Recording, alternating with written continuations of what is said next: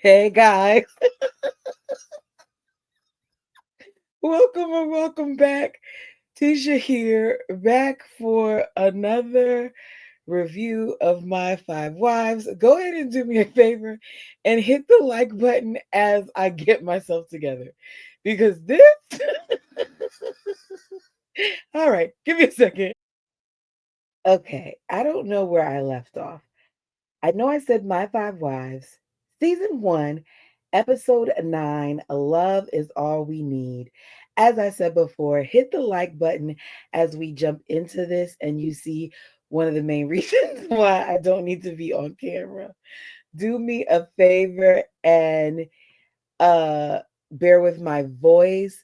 My intentions were to do this before all of the cookouts and things of that nature, but yeah, I couldn't get it together. As a result, I am late coming to you guys with this, and my voice is coming in and out, but I'm here.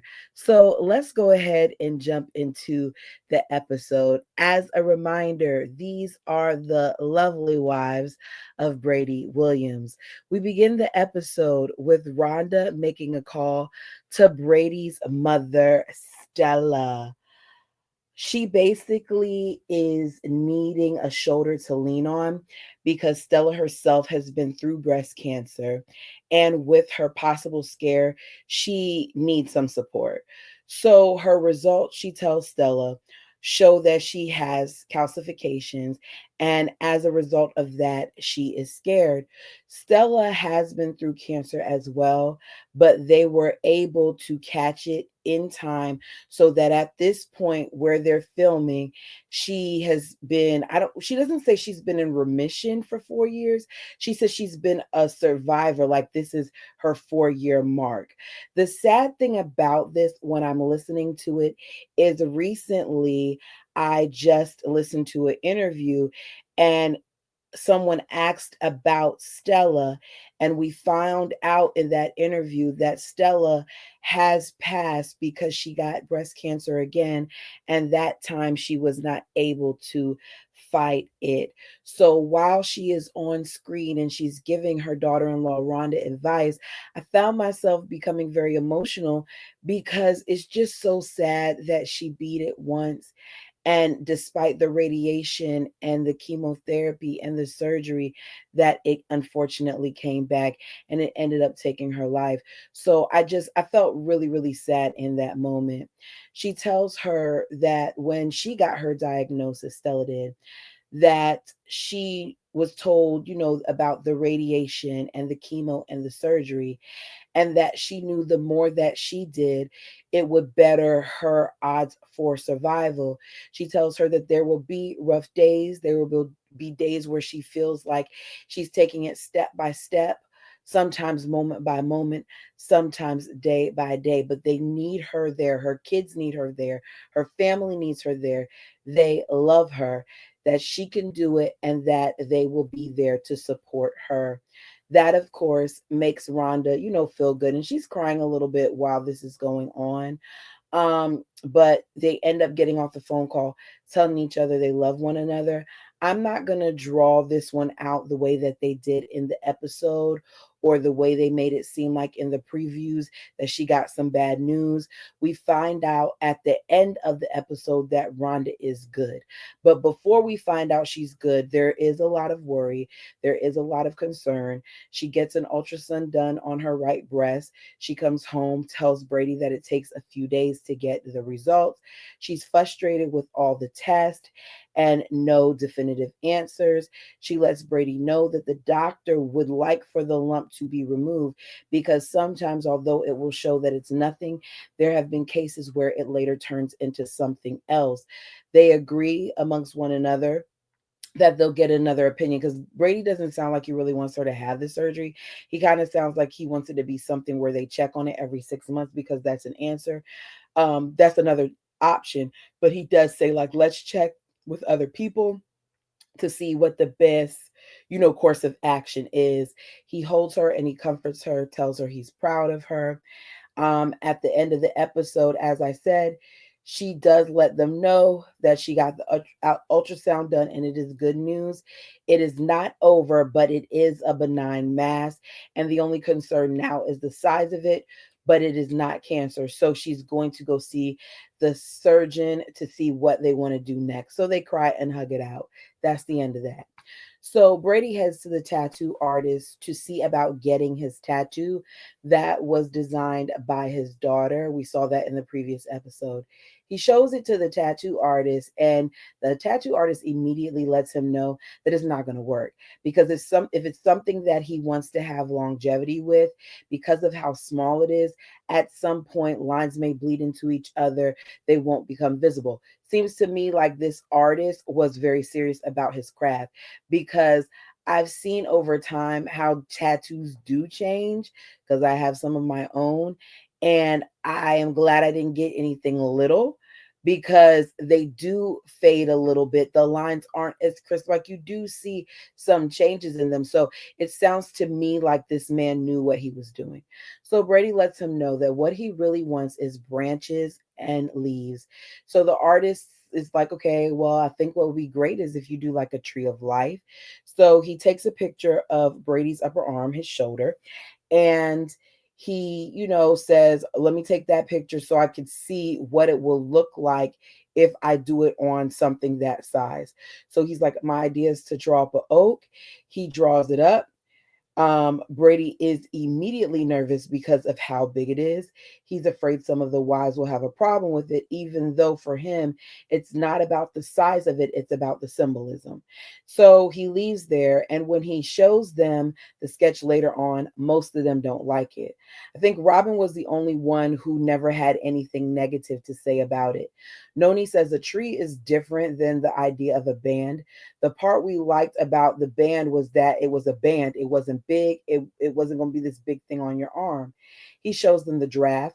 Rosemary feels like it looks like a dead tree. She hates it. She says she hates it. We hear her also say that it looks scary. We hear somebody say like a Halloween tree. I couldn't tell if it was her or Noni because then Noni starts joking about skulls and stuff. Brady looked a little bit annoyed by it. The kids, however, think it's cool. Noni says that she's not against it, but she is shocked. It's a new day. Brady decides to take the plunge. He goes back to the tattoo shop despite his wife's misgivings, and he gets his tattoo with the 5 branches and the 24 leaves. As he's getting the tattoo, they discuss his wives and how he does it. He says, well, what you got to do is you got to shut up and listen. Man, oh man, what great advice that maybe if the bald eagle took and he actually listened, things would have ended better. I don't think he still would have been with all his wives, but I think that it could have been a lot better. They could have actually, had a decent relationship for the sake of their kids, and it wouldn't be this thing where so many of his children can't stand him. So he doesn't know that he always keeps them happy, but he says they are amazing women. The difference here with Brady is that he actually loves his wives, and I think that that is the key thing that was missing here, and that Brady in an interview said that a lot of polygamous relationships are missing is that you're not doing it for love, you're doing it for your quorum, you're doing it for your number. Minus what, not say minus, whereas here he did this for love. So he gets home to show off his tattoo, probably for his religious beliefs as well at the time, but it was a combination of both. So he shows off his tattoo before he what before he does show it off. Sorry, my notes are crazy. he we get a clip of Noni telling us that she's hoping that she doesn't hate it because if she does hate it and she sees it, she might cry. Girl, you're acting like he's putting a picture of one of the wives on his arm. He told you what the concept behind this is. And I understand that they have whatever beliefs, some of them about tattoos and things of that nature, but it's not that deep. I don't know how he does it because I get so annoyed after less than an hour of watching some of the things that go on. This is his daily life and he manages it. So The kids love it. Robin loves it. Rosemary thinks it's tasteful and it looks good because it's on his arms and his arms are really nice. Polly doesn't think it's a bad thing. Rhonda will probably always make him wear a shirt with her, but she says she loves him. So basically, they're all tolerating it. We see the Valentine's Day exchange, and it's nice to see from cookies to popcorn to sardines. You then have Rosemary read a note that she got that says, I love you. You make this family whole. Without you, there would be only 25 people in this family. We all know that would be boring. And the family laughs as she first asks permission to read it out loud. As they're sitting there, I find myself smiling because I actually believe that the children in this family are happy. I do think there are instances where they probably miss their father and they don't feel like they're getting enough time, but it's clear to me that they actually get along with one another, that the kids are having constant interaction. Those 5 days out of a week where the moms alternate on the cooking, they have time for one another, and it's nice to see. Even though it's limited, I see him spending time with his kids and not seeming like he's irritated for spending time with them.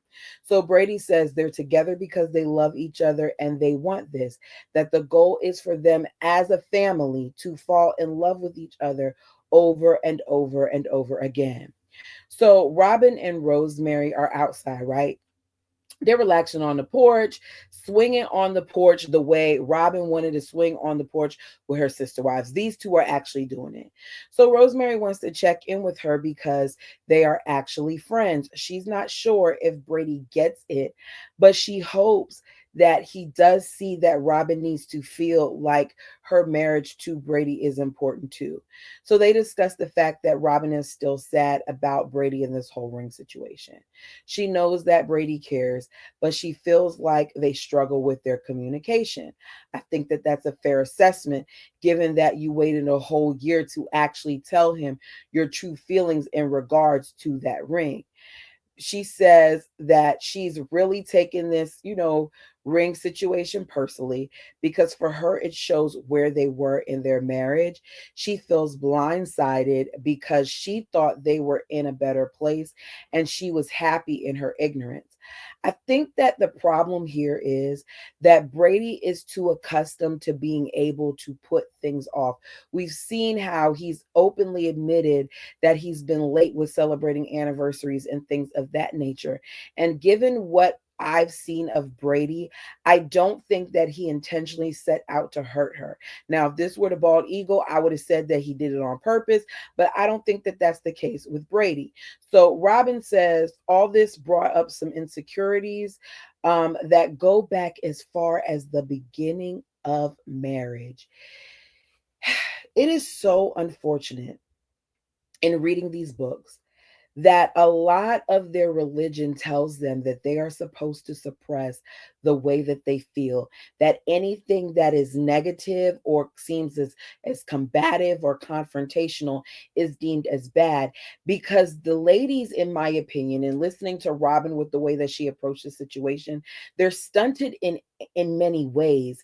It's like they have not reached this other portion of healthiness where they can emote and express themselves, and they hold it all in, and as a result of that it does cause a disconnect. So at this point she wants them to work things out. She wants a ring, but on different terms, and she doesn't want it too soon. She doesn't want to be a check mark. Do you want a ring or do you want the ring? I'm confused about that. Like, I'm hoping she's not going to get upset if he gives her the same ring, but I can't really tell, what's what here.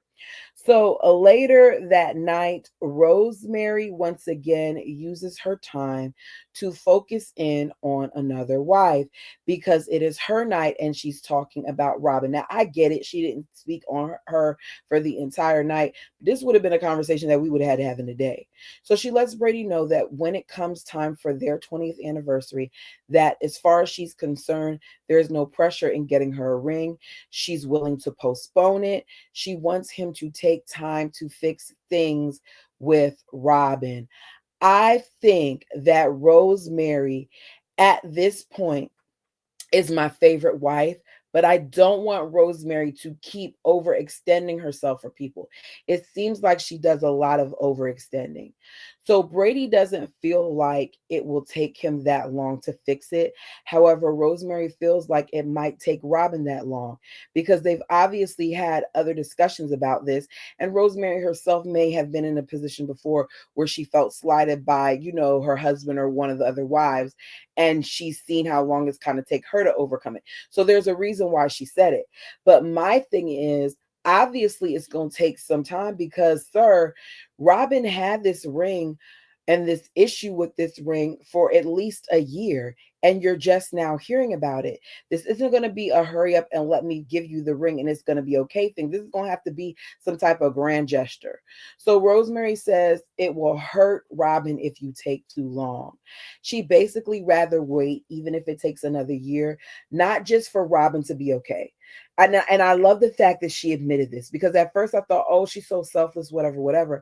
But she's also doing it because she says she doesn't want it to be a issue for her when she gets her ring. She doesn't want it to become an issue, because even though she said she's not trying to bring it up and whatever else, she kind of did start talking about this after she got her ring repaired.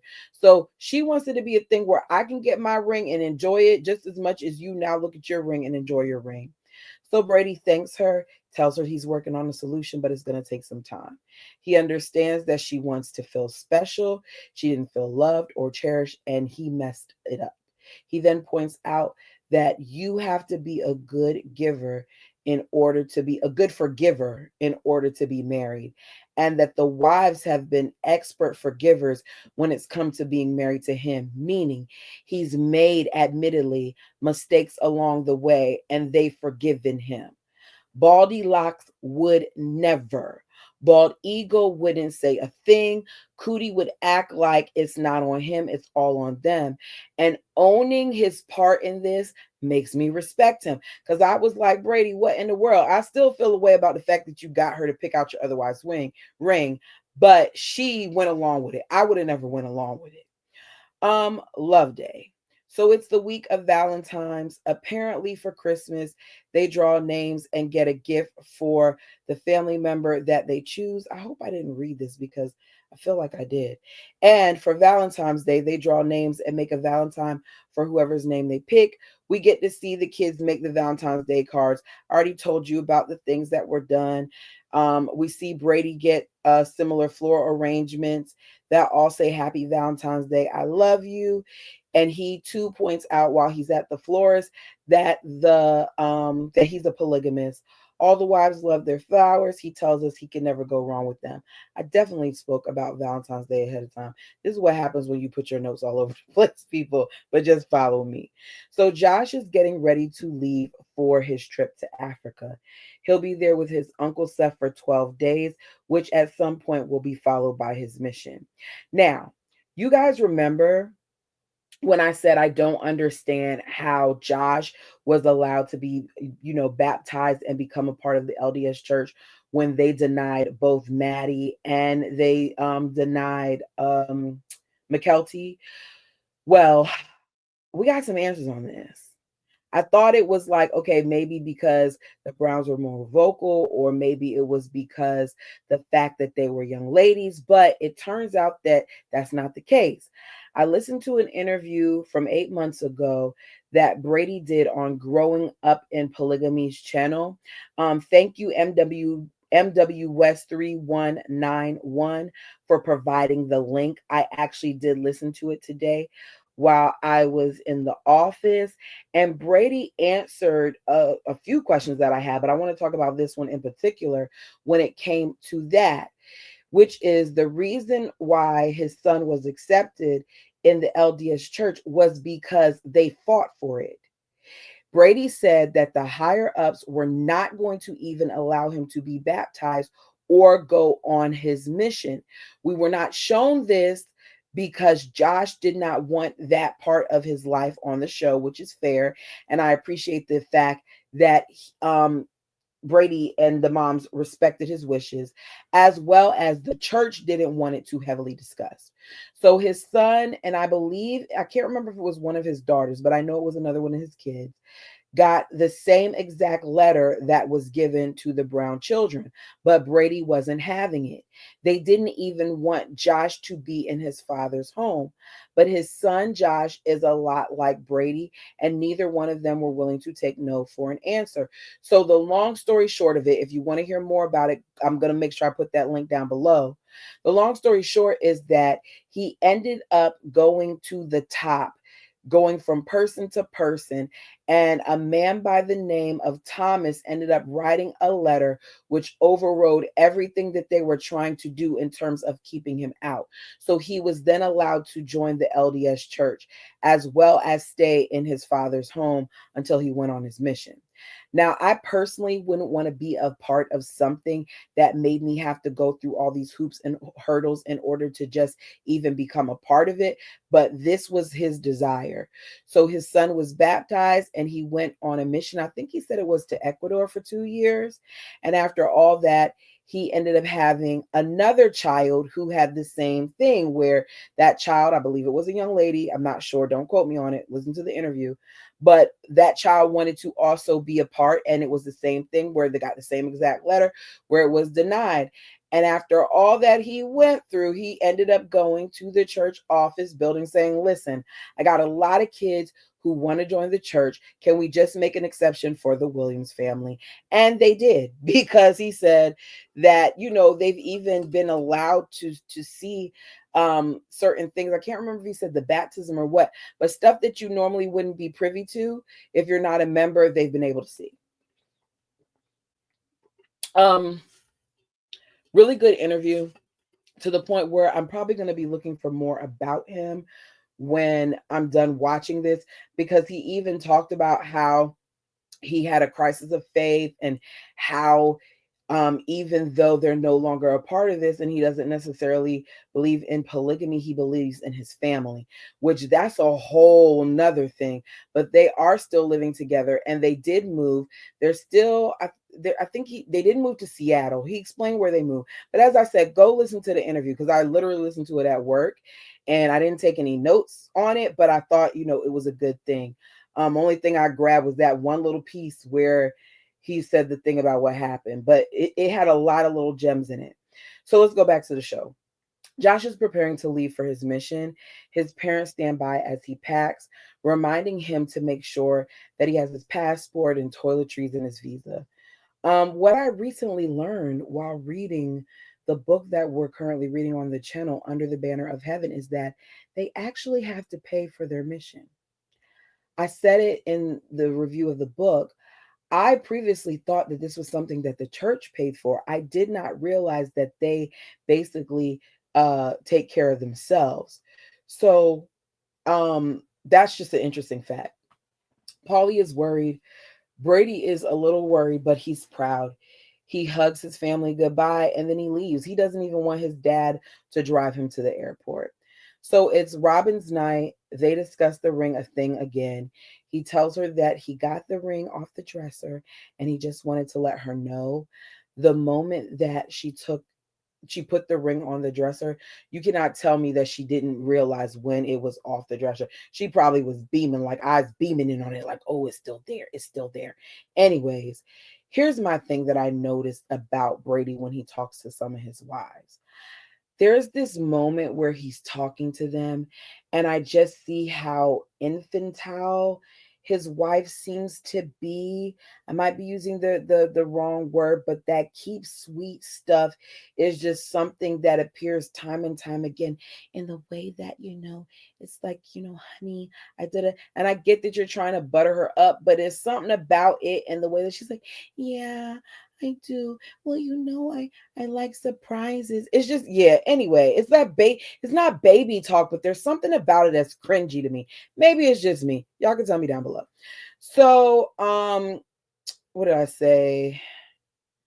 That keep sweet stuff is just something that makes me cringe. Okay, I said that. He tells her he's taking this serious. He's working on making something that she can cherish. He says he doesn't know when or how though. She tells him, I like surprises.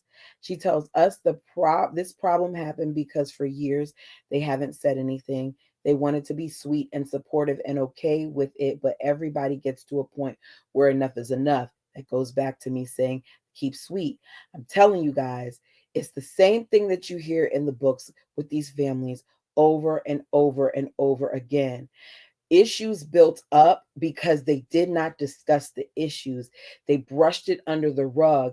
And then you think brushing it under the rug is going to help things when all it does is cause resentment and other issues. So she's telling Brady it's hard on her when she feels like there's too much distance, especially emotionally. But in my opinion, she kind of created some of that distance too, because you're not telling him how you feel. He is not a mind reader. This is one of the reasons why when something is bothering me, especially with my person, I have to tell him what is bothering me. And I'm sure it may annoy him at times, but I'm very much so the type of person who I want to deal with it. Like I got to get it off my chest. Whereas with him, he like I don't want to say he lets things go a lot more easier than me. Like he's really nonchalant about things to the point where for him, if he's mad, you really, really did something like to piss him off. I, yeah, I'm trying to think. In the amount of time that we're not even going to say been with him, I'm going to say the amount of time that I've known him, in the years that I've known him, I've probably seen him upset maybe like 5 times, and only one of them was with me.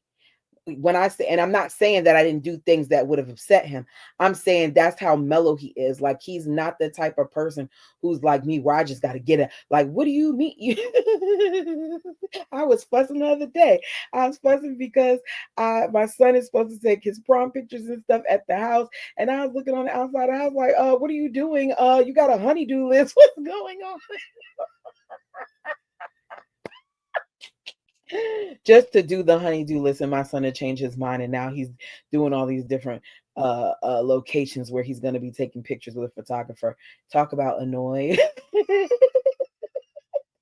Meanwhile, he was a little disappointed, but he was chill. Meanwhile, I'm like, what do you mean you're trying to change? Yeah, the reality of me. So Noni takes us with her to the pharmacy to get a pregnancy test, and I'm ending it with looks like Brady's gonna have to add another leaf to her tree.